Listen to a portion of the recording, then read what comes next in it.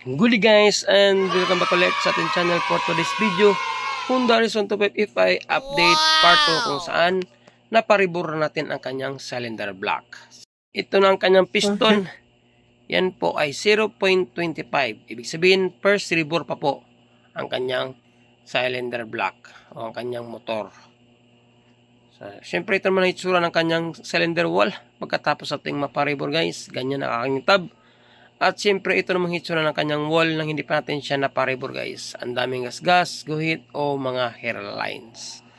So ito naman ang hitsura ng ating liner pagkatapos ating madala sa ating reboring machine. You know, napakakintab, napakaswabe, napakalinis tingnan. Wala lang mga guhit-guhit guys. Kasi bagong rebore na ang kanyang cylinder block. Nag-home service po tayo na wala tayo sa ating shop. Andito tayo sa shop ng aking pinsan. So ngayon guys, ang pinakauna natin gawin ay syempre i-assemble muna natin ang ating piston ring sa kanyang piston. So yan po ang kanyang cylinder block guys. Ito po ay unang rebore ng kanyang makina guys, no, o kanyang block. So ang brand natin ginamit ay OEM tulad ng ating nakasanayan at pinakatiwalaang pesa. Itong brand ito guys ay never pa akong nabigo, no, o never pa akong pumalpak. So ngayon, i-assemble natin ang ating mga piston rings sa ating piston. Ang piston natin ginamit ay hindi FI, no? Ito po ay carb type. Ito po ang pagkakaiba ng dalawang piston ng FI at saka sa carb. Sa FI ay maikli ang kanyang piston skirt, usaya ng kanyang piston. Samantala naman ang ating piston ng carb na Honda Xterra 125 FI ay mahaba ang kanyang saya. Pero ang pinaka-importante is magkapareha ang kanyang pin o lagayan ng pin sa ating piston. Yun po ang pinaka-importante. Kahit na mas mababa ang ating piston skirt, ang importante is maka-level din ang piston natin. So kasi pwede po natin bawasan yung piston skirt guys. Yan po ang tinuro ko. Yan po ang kanyang piston skirt. At ang piston skirt naman ng carb na piston ay medyo mahaba ng kaunti. So binawasan ko yan guys ha. Yang tinuro ko, medyo mahaba-haba po yan. Kaya binawasan ko siya ng kaunti. Kasi po ang purpose pa hindi tatama ang ating piston skirt sa ating crankshaft kapag ito ay bumaba. Yan ang po ang pagkaiba sa dalawang yan. So far, ang pin at saka level ay magkapareha. Yan po ang pinaka-importante. Kahit mahaba ang piston skirt ng carb, madali lang siyang bawasan. So ngayon i-assemble natin ang ating piston rings sa ating piston guys. Saka ko i-assemble ang ating piston sa ating connecting rod. Siyempre, pasili po sa iyo ang simpleng paraan o diskarte natin kung paano natin i-assemble yung mga piston rings sa ating piston. Siyempre, ang piston rings guys ay 5 bahagi yan sa ating piston. 2 oil ring, isang expander ring, at saka 2 compression ring. So, yung expander ring guys, parang kulubot na ring na parang weave. At yung 2 manipis na ring, yun po ay ang kanyang oil ring. Unahin natin yung symbol ang ating expander ring sa ibabang bahagi ng ating piston. Ang next naman natin ilagay is ang 2 oil ring na manipis na nagiging sandwich ng expander ring. Isa sa ibaba at isa sa itaas. So parang sandwich yan guys ang pagkalagay natin ng 2 oil ring sa ating expander ring. Napakadali lang po i-assemble ang ating rings. Ito po ay malaking tulong sa mga bago pa lang mag-install at siyempre nagpaplano mag-DIY sa kanilang motorsiklo kung paano mag-install ng piston rings sa ating piston. Siyempre kapag tapos na natin ma-install ang 2 oil ring sa ating expander ring, ang next ating kabit ay ang ating first compression ring guys. Sa ating first compression ring ay siyempre 2 ang kulay na ating ma-encounter, kulay itim at saka kulay puti. Tulad ng ating nakasanayan, ang ating kinabit ay ang ating kulay itim na compression ring guys. Kasi yun po ay makapal. So yun po ang nakasanayan natin. So nakabit na natin 2 oil ring. Ang next yung compression ring, yung kulay itim na sinabi ko. Pero depende na rin sa inyo guys kung ano ang unahin yung kabit. Puti ba o itim. Pero sa akin, ang kadalasan kong in-install una ay ang kanyang kulay itim na compression ring. So kung in-install yung kulay puti na top compression ring. Depende na sa inyo guys. Pwede yung gayahin, pwede rin hindi. Yan po ay diskarte ko lang. So, nakabit na natin ang first compression ring. Siyempre, ang importante no is magkadistansya po ang buka ng ating piston ring. Kasi po, ang yung piston ring ay unti-unti yung umiikot sa loob ng ating liner. Kung matagal na kayong nagbabaklas ng block, doon yung ma-discover guys na yung piston ring is umiikot yan sa loob ng ating liner. May pagkataon na dumidikit yung dalawang buka, yung top at saka second compression ring. So, ang mas maigi is bigyan natin siya ng gap guys. Yung first compression ring, ilagay natin sa taas yung gap. At ang second compression ring naman, ilagay natin sa ilalim.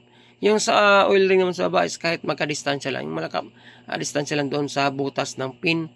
At isa naman yung butas sa pin ng ating buka ng ating oil ring. Importante is meron silang distansya o gap.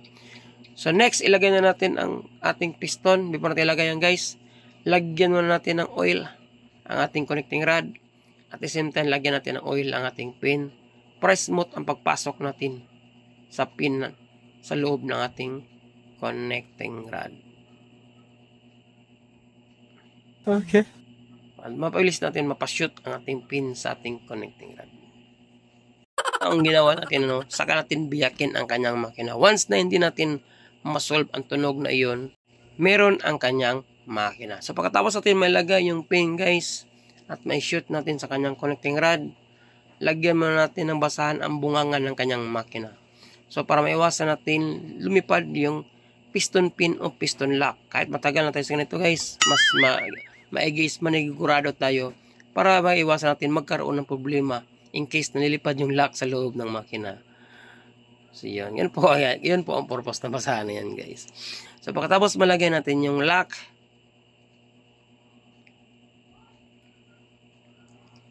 so yan, nalagay na natin ang kanyang lock guys. Kuti-kuti na natin to make sure na pumasok siya sa kanyang guide para maiwasan natin makaraya ang kanyang pin sa loob ng ating liner mitya na masisira ang ating block. Next, ating kabit ang kanyang base gasket. Yan po ay original. Yan po ay sukat talaga niya sa kanyang makina. Honda RS125FI at saka Honda XR125FI ay magkapareha lang po ang setup ng kanyang makina. So, kung anong meron ng kanyang makina, is meron din ang ating Honda XR125. Amazing! So pagkatapos may kabit natin ang ating base gasket, pwede na natin ilagay ang kanyang cylinder block. Lagyan mo natin ng pampadulas ang kanyang piston rings guys, para smooth ang pagpasok ng ating piston sa loob ng ating liner, pati na rin ang ating liner. So yan pa mga sekretong malapit natin. So ilagay na natin ang kanyang block. Sa part nito guys, dapat is haba natin ating pasensya. Huwag nating madaliin ang pagpasok ng piston rings. Ang importante is ma-shoot natin at maiwasan natin magkaroon ng pagbali sa kanyang. Mas maigi is sure talaga unti-unti na natin ang pagpasok ng ating piston sa loob ng ating liner para sure talaga na hindi tayo magkaroon ng problema. Kung sakali mang pilitin natin, dapat po before natin install yung block at saka piston, i-check muna natin kung hindi ba ito matigas ipasok o mahirap nating ipasok ang ating piston. Kapag ganun, huwag natin ipilit, ibalik natin sa machine shop at ipapahuning natin. So, to make sure talaga hindi magkaroon ng overheat ang ating trabaho. Kailangan smooth. So, kapag ma-install natin ang ating piston, paikot-ikutin na natin guys, ibaba ay taas. Kung smooth ba siya ang pag-ikot at hindi ba siya pilit o matigas paikotin. So, okay naman ang kanyang ikot. Napaka-smooth naman. Ibig sabihin goods. So, ang next natin gawin guys ay i-check natin ang kanyang timing mark. Kung tumama ba ito sa sentro. So, may kita kayong letter T. Yan po ang kanyang timing mark. Ibig sabihin, automatic nakatap na ating piston. At madali natin ma-access ang kanyang timing. So, next, before natin ikabit ang kanyang cylinder head, ipakita sa inyo guys na pinalitan natin siya ng bagong valve seal. Ang valve seal po na pinalit natin ay double spring na design, hindi single spring. At siyempre, nag-grind din tayo guys. O nag-valve wrap din tayo dyan. Napaka-importante po kapag mga ganitong scenario is nag-valve wrap talaga tayo. Huwag nating i-miss na black lang. Ipapalit natin, rebore lang ang gawin natin. Mas maigi, magpapalit tayo ng valve seal kasi kasama na yan sa top overhaul. Kasi part ng ating cylinder head na kailangan talagang palitan ng valve seal once na tayo ay nag-top overhaul. So, yan po ang paraan kung paano magkabit ng valve seal guys ha. Idiin nyo lang yan sa gitna, automatic masushoot na yan. Yun no? O, di ba? Ganyan lang paraan kung paano magpalit ng valve seal. So, syempre next, ilagay na natin ang kanyang roller sa gitna. Ito ay makaparehang design sa XRM na 110 at saka W100. So, ito ay yung hindi magkapareha na setup ng ating Honda Carb na 125. Yung may roller guide sa gitna. Siyempre guys, gumawa rin tayo ng video kung ano ang sukat o haba ng ating timing chain ng Honda RS125E5. Kapag magkaroon tayo ng oras sa pag-edit, i-upload natin yan. At least dagdag idea na rin sa mga gustong malaman kung ano ang haba o sukat ng ating timing chain. Next, natin ikabit ang kanyang head gasket. Pagkatapos ang kanyang cylinder head mismo. So yan, malinis na siya guys, ang kanyang combustion, no? Nilinis natin ng maigi yan.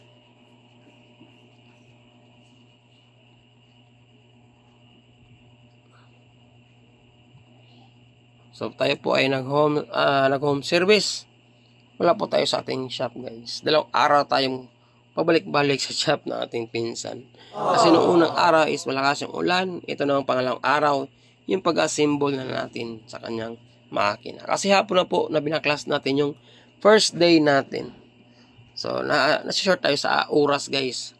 So, may 4 siya na washer, yung may tanso, yung 3 regular na kulay. Yung tanso is nasa right side na ibaba. Kasi nandyan po pumapasok ang oil passage natin papunta sa ating cylinder head. Kung saan i-check natin kung meron bang oil na lalabas sa kanyang head. Kapag tapos natin siyang i-top overhaul. So, ang paghigpit po ng 4 na nut ay ikis tulad ng ating nakagawian. Tapos ng 4 na nut, ilagay natin 2 stud bolt. Higpitan natin ng kaunti. Saka natin ipa-final guys kapag once mahigpitan natin ng 4 na nut sa kanyang cylinder head. So, nahin natin higpitan yung 4 na nut guys. So, ikis-ikis lang yan. Ang purpose niyan is para maganda yung lapat ng ating gasket sa head at saka sa base gasket. Kapag okay na ang ating higpit, saka natin i-final higpitan ang kanyang 2 stud bolt. So, kapag yung motor ay naka-experience ng pag-rebore, so dapat tamang break-in guys. Huwag mo na mag-back ride. Tapos, solo lang muna kahit mga 30 to 40 ang takbo. Ang importante is, hindi natin mapwersa ang ating motor. Iba yung break-in ng brand new na galing kampanya at ang break-in ng mano-mano lang pag-rebore. Ang importante is, maiwasin natin magkaroon ng overheat ang ating makina. Yun po ang purpose ng ating tamang pag-break-in sa manumanong pag-rebore ng ating motor guys. So, dapat i-advise nyo muna sa mga customer nyo na iwasan natin mapwersa ang ating motor. Lalo na mga paahon, iwasan natin mga paahon at least mga 1 week.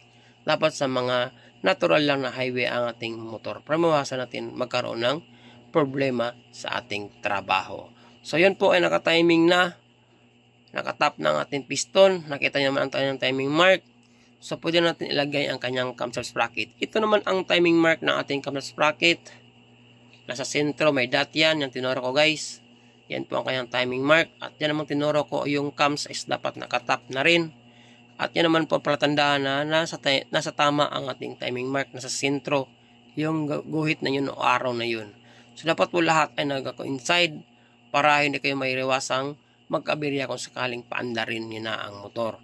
Once na tumama na yung timing lahat, nagka-coincide niya, expect nyo na guys na hindi kayo magkaroon ng problema. Okay yung andar, okay yung performance, at the same time, hindi siya mahirap paandarin.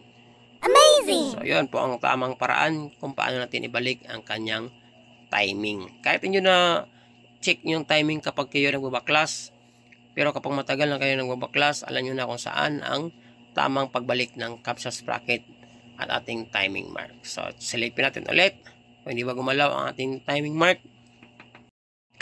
So, yun. Goods naman siya guys. No? Naka-steady lang ang ating timing mark. Yung letter T na yan. At syempre, naka-align na rin ang ating timing mark ng ating camshaft sprocket. Kita yung dot na yan. At yung arrow na guide sa gitna, nagka-coincide na silang dalawa. So, mean to say, goods na ang paglagay natin sa kanyang camshaft sprocket. So, pwede natin ilagay ang kanyang bolt sa gitna. At higpitan na rin natin.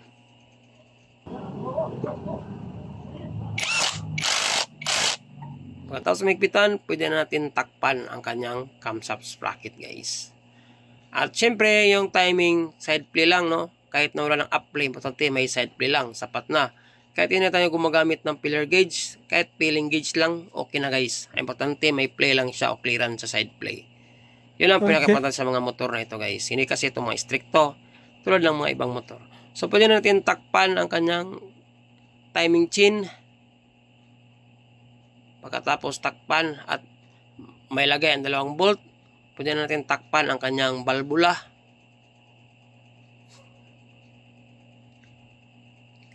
Basta all goods na ang kanyang clearance guys, pwede na natin yung i-retaining ang kanyang balbula. So takpan na natin siya. Kapag mayroong leaking ang yung makina guys, palitan nyo ng o-ring. Kasi yung binaklas natin yan, napakadumi po ng kanyang makina. Tingnan mo yung kanyang makina guys, pagkatapos ating malinis ng ilang minuto, di ba? So buti-buti na ang itsura yan kumpara nung nauna na marami talagang kulay-kulay itim-itim. Dala na rin yung mga oil na tumatagas ay tumitigas sa kanyang makina. Kaya nagkaroon ng ganyong hitsura ang ating makina guys. So ayan, goods na siya, malinis na siya guys. Kasi nga is, medyo sa sobrang busy ni Bossing, wala na siyang oras para sa kanyang pag-maintenance ng kanyang motor. So ayan, ang advice ko sa mga ganito, mga first rebore, ay huwag kalimutang mag-change oil kahit mga 20 days, first change oil. So check na natin ang kanyang compression guys. So yun, all goods na ang kanyang compression. Since natakpan na natin ang kanyang mga balbula, at nabalik na natin ang kanyang throttle body. So sa moment of truth na tayo guys, is kailangan paandarin na natin. Kung may kumpara na natin yung unang tunog ng kanyang makina na hindi natin pinaribor, at siyempre tunog ng makina pagkatapos natin maparibor. So since goods ng kanyang compression, pwede na natin ilagay ang kanyang spark plug. Siyempre huwag natin kalimutang higpitan.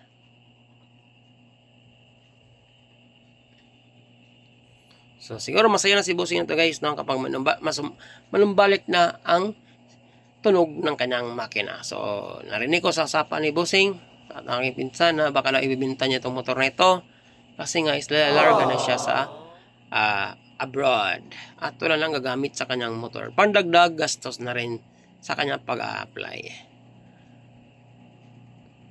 Since matitingga na yung kanyang motor kapag ito ay naka-abroad na si Bossing. So nilagay natin ang kanyang spark plug. Lagay natin ang kanyang spark plug cap.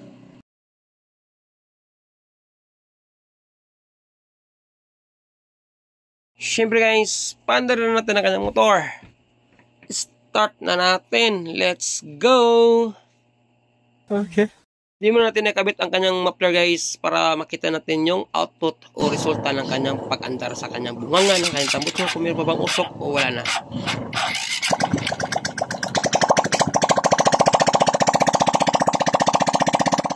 Yan o, umandar na.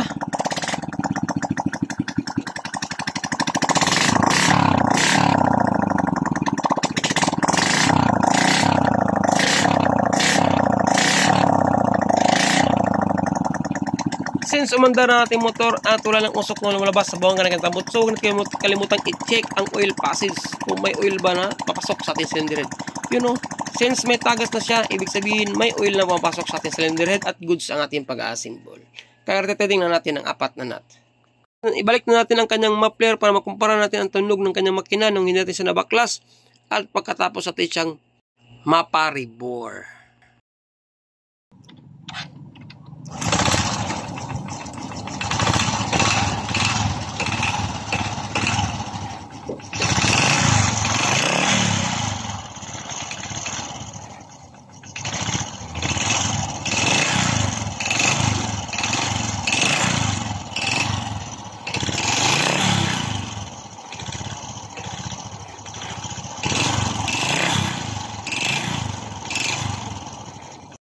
Kabit na natin ang kanyang air cleaner at saka tambutso. Ito na yung final na tunog pagkatapos ating ma-assemble ang kanyang makina.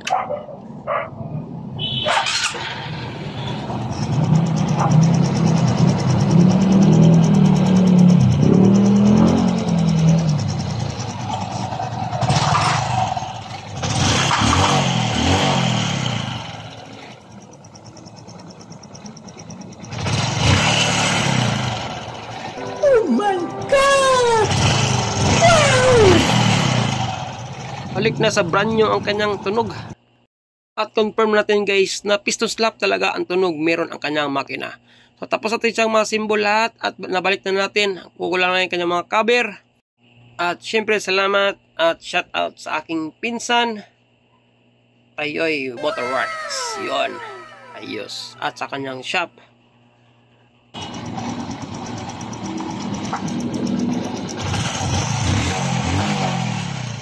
Balik brand new na tunog ng kanyang makina. Yahoo! Siyempre guys, no, sa araw ito maraming salamat at see you sa aking next video. Ride safe, God bless. Shout out sa ating napakasipin ng mekaniko at siyempre sa owner ng motor. Napangiti na natin ang ating customer. Ride safe, God bless. Ayos.